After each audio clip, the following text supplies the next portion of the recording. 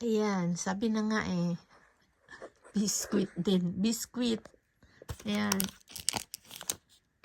Iba-ibang klaseng biscuit po yan. Ito. Pag-ibang kulay. Ganyan. Sabi na nga, pero itong mga umiyagi kung tawagin to souvenir.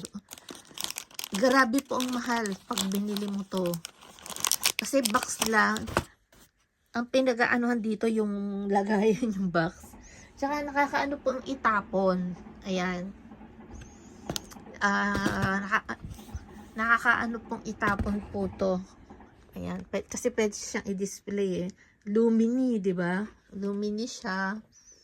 Tapos yung biscuit niya, iba-ibang klase. Ito pinakamalaki yata, isa lang. Isa lang siya. Ayan. Biscuit. Puro biscuit po to. Ano? Oo, maliit. Pero inyo pag binili niyo yan, kinakapa ko, sobrang liit. Ang mahal po. Mahal po yan pag binili niyo yan. Ano? Ayan, ang liit to. Pag kinapa, ito lang siguro ang malaki sa mga yan. At saka itong isang to. Nag-iisang to. Ayan. Alam niyo ako kung ako po hindi ako bibili. Yung anak ko po kasi kahit bata yan, pag nagustuhan yan, binibili ko kasi siyempre may pera naman. Pag gusto ng anak mo, bibilin mo, 'di ba? Lalo pag may pera. Pero pag wala akong pera, sinasabi ko, nakakaintindihan ako eh. Sinasabi ko, kaninay, kondo di yung sunod na lang, wala akong pera. Ano yun, tatahimik na lang siya. Ayan, bibilang ko siya ng mumurahin na lang na laruan. Basta pinakamurang laruan. Yung laruan kasi ng mga pambata rito, yung kotse-kotsehan. Tapos may ano ba tawag ito, road rails. Basta maganda siya, yun ang mahal. Napadala ko nga sa Pilipinas yun eh. Dalawa yun eh. Ewan ko kung nagamit naman ng mga pamangking ko dati. Kasi may kaedad siyang pamangking ko. Tsaka yung anak ko, pamangking ko. Bali, ilan sila magkaedad doon? Isa, dalawa, tatlo.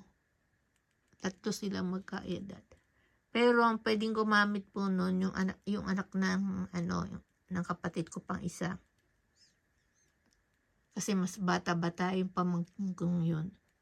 Ganda oh. Natuwa ako. Ang ayaw niya ibigay sa akin yung shoulder na may lagay ng popcorn kasi may ilaw nga naman yun. Maganda yun sa gabi. Ayan. Tapos eto siguro nalimutan niya lang yan or binigay niya kasi pinasuot niya sa akin eh. Tawa siya ng tawan so sinuot ko. Ayan. Pwede yan.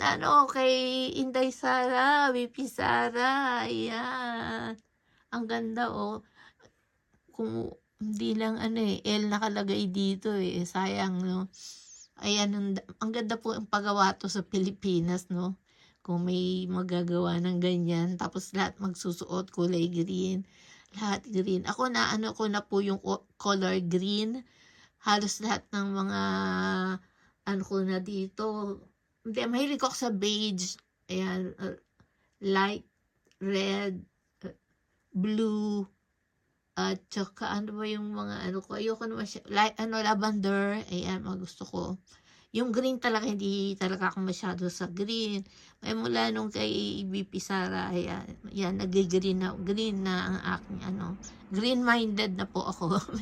Masyado na akong green-minded. Ayan, ang ganda oh. Castle. Made in Japan. Kita nyo, made in Japan pa yan ha. Pag made in Japan, sure to 100% mahal siya. Yun lang, na-share ko lang po ang souvenir na anak ko. Thank you for watching. Maraming salamat. Sana makapag-live na po ako. Medyo hirap pa po. Sa susunod na lang. Bumaba na nga yung aking banhaan na yung mga subscriber. Okay lang.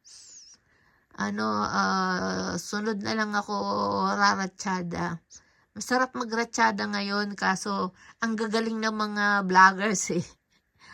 Nakikinig naman po ako. Hindi pa dumarating yung kwento, ay alam ko na ang kwento. Ang ano ko lang, na hula, alam niyo naman, si Madam Auring, ako ang sumunod na Madam Auring. Yun lang po, maraming salamat. Thank you for watching. And don't forget to subscribe my channel, Babush.